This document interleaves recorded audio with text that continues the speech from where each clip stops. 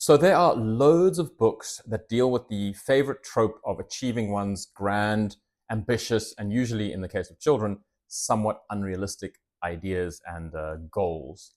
However, few books do this in such a elegant, tasteful, and powerful manner as this book right here. Hello, I'm Daniel, and today we're going to be looking at The Night Owl by Christopher Denise. So I actually got my copy of The Night Owl off Amazon resale, which I'm really happy about because it's a hard copy, but the only damage that I could find is this little chink in the dust jacket over there, and it costs like $4 as opposed to close to 20 retail. So I was really happy about that. It is also a book that I didn't know about until very recently. I found it by accident on the internet, bought it, and it very quickly became an instant classic in our home. It is endearing, charming, but more than that, it's incredibly intelligent in the way that Christopher Denise has portrayed this little owl character and his journey into becoming a knight, and then the challenges that he overcomes as a knight. So I want to share with you some of the things that I think work so well in this book and why this is really a book that I believe every kid's bookshelf should house. The first thing is the artwork. The artwork is really standout throughout the book. And why I like this artwork so much is because not only is it cute and very accessible to children, it's watercolor style, whimsical in nature, but it juxtaposes the idea of a small and fragile character in the little owl with his dreams and ambitions to be a knight, that's represented in this incredibly grandiose, mighty, powerful imagery. And the juxtaposition works really, really well. It's been executed perfectly, in my opinion, throughout this book, and it really gives you a sense of the scale of the little owl's dreams, but in a way that is not threatening, that is not scary or overpowering to the young reader's eye.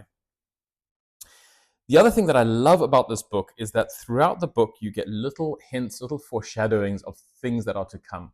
And why this works so well is when you think about reading the book with your child for the first time, but also in future reads, rereading the book, as we all know, that is a thing that us parents have to deal with.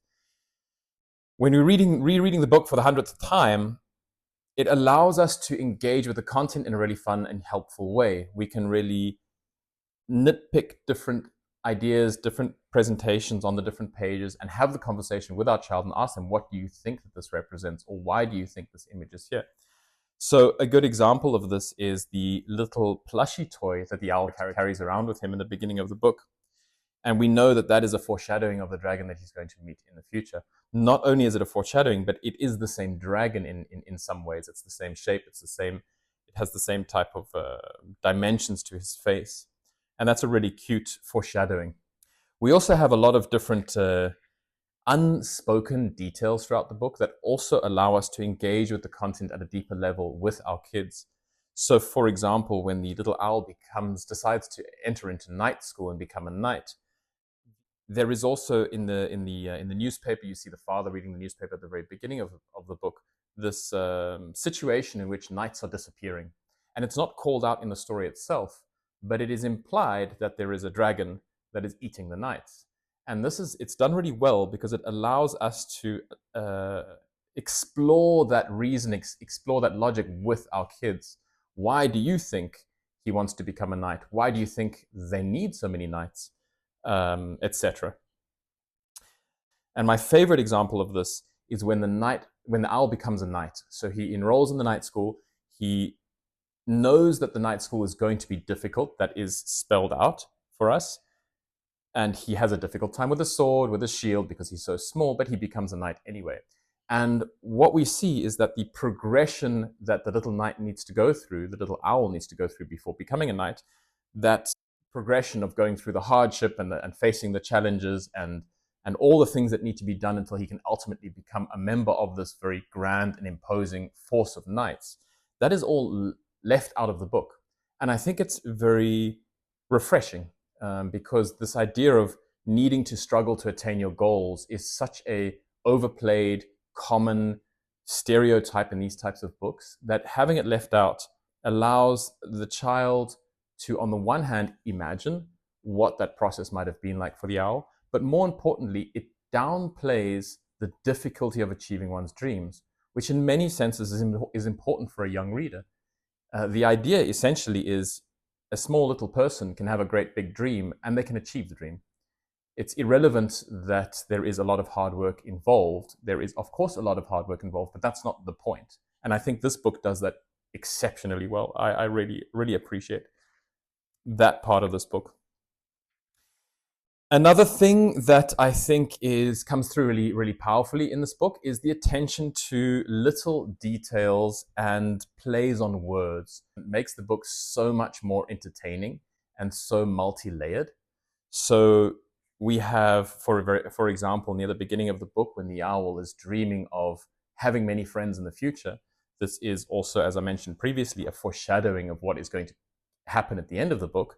But also we have this cute little image of him dreaming of eating pizza with his night friends.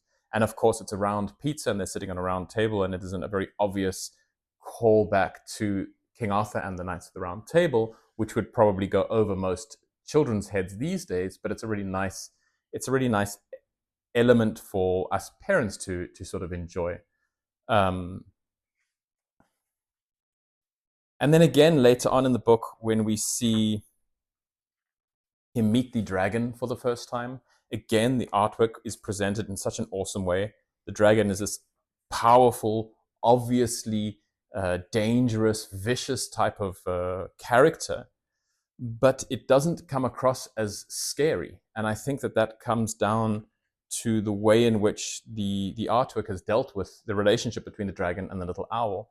The owl is unafraid in his demeanor, in his posture. You have the glow of the fire that warms everything up and removes kind of the fear of the situation.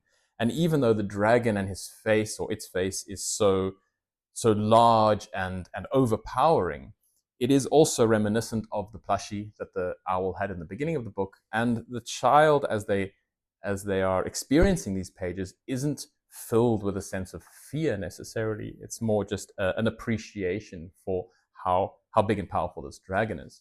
Another thing that happens when the owl meets the dragon for the first time is, again, this play on words, where the owl is sort of asking who when he hears the dragon's wings beating.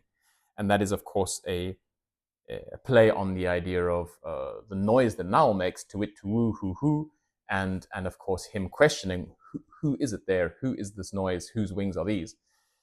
And these little details are found peppered throughout the book. A great example of some of the subtle cleverness to the book is also found in the fact that the owl is nocturnal, obviously. And so we see in different instances throughout the book, the owl is very tired during the day. He has a tough time staying awake during the day.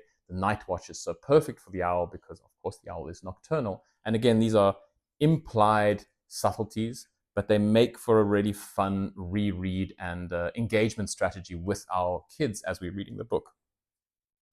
And then finally, the climax of the book is, in fact, the owl befriending the dragon and the knights no longer disappearing, again implied, and sort of the story coming full circle from the little owl's dreams in the very beginning. He has now proved his bravery, he's proved his cleverness or his wit, and he now has many, many friends, and they enjoy pizza and hanging out together. So that wraps up my brief review of The Night Owl by Christopher Denise.